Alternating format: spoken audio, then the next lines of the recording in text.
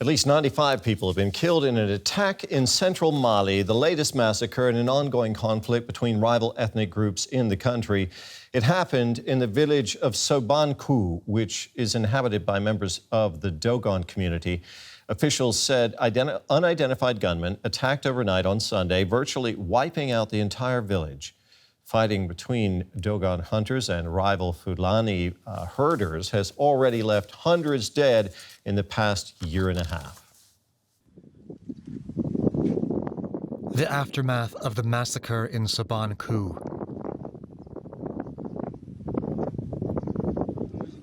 Dozens of bodies have already been found among these burned and broken buildings.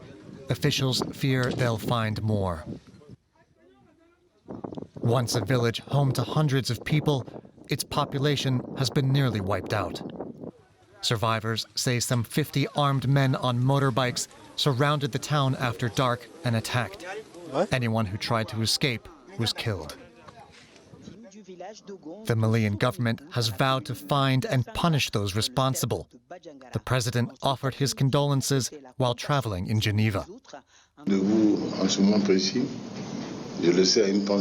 At this moment, a thought for those who once more have fallen in an unjust, cowardly, and murderous attack in the Dogon country.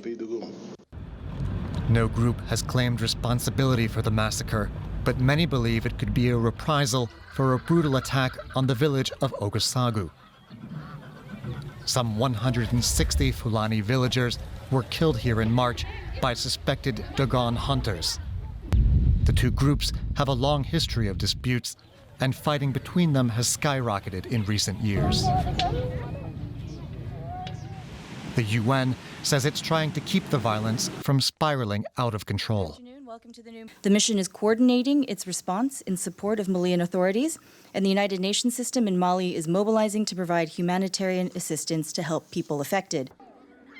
The bloodshed has compounded an already dire security situation in the country, which has seen an alarming rise in Islamist violence in recent years.